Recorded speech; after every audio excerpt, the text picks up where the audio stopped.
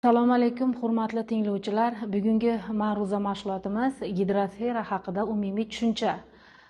Bu mavzuni 4 ta reja orqali yoritib boramiz. Demak, birinchi reja gidrosferaning ilmiy ta'rifi va mohiyati. Ikkinchi reja gidrosferaning tarkibiy qismlari va ularning ulushi. Uchinchi reja esa gidrosferaning biosfera va boshqa geosferalar bilan aloqasi. To'rtinchi reja esa gidrosferaning inson hayotidagi roli va amaliy ahamiyati.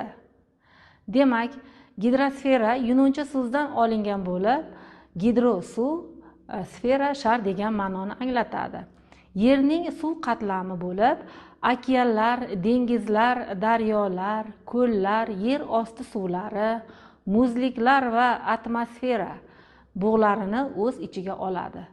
Gidrosfera yerning boshqa geosferalar, ya'ni litosfera, atmosfera, biosfera bilan uzviy bog'liq holda faoliyat yuritadi.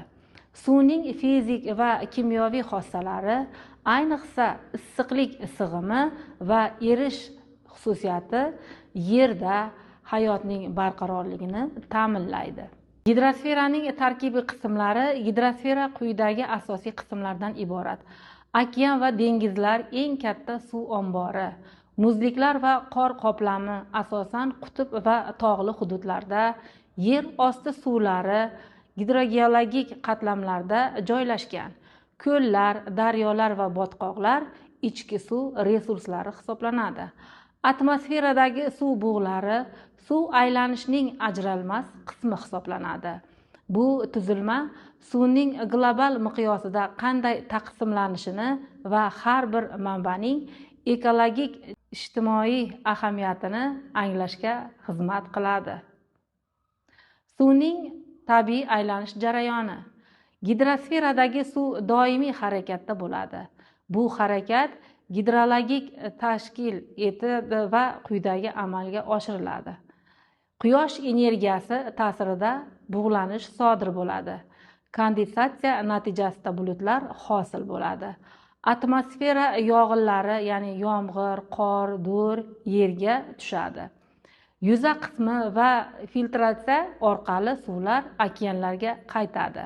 Bu jarayon yer usti va yer osti zaxiralarining tiklanishi, iqlim shakllanishi va ekotizimlarni hayotini asosi hisoblanadi. Gidrosferaning biosfera bilan o'zaro aloqasi. Gidrosfera biosferaning ajralmas qismi bo'lib, unda mikroorganizmlar, o'simliklar va hayvonlar yashaydi. Okeanlar eng yirik biologik muhit hisoblanadi. Suvda yashovchi organizmlar bioekologik aylanishlarga faol ishtirok etadi. Suv organizmlar uchun nafaqat yashash muhit, balki oziqlanish va ko'payish maydonidir. Shuningdek, gidrosfera iqlimni boshqarib turadi. Bu esa biosferadagi turlar xilma-xilligiga ta'sir qiladi. Ekoturizm va dam olish uchun muhim hisoblangan BMT tashkilotlariga ko'ra 2030-yilgacha global suv tanqisligi 40% ga yetishi mumkin.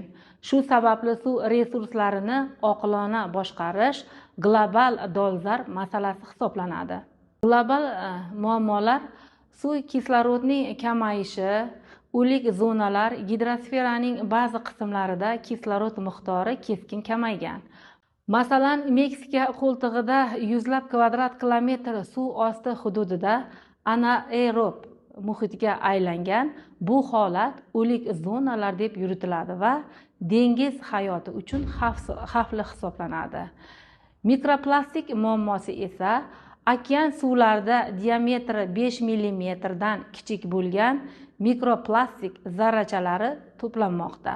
Ular suvdagi mikroplanktonlar orqali oziq zanjiriga kirib, inson organizmigacha yetib bormoqda.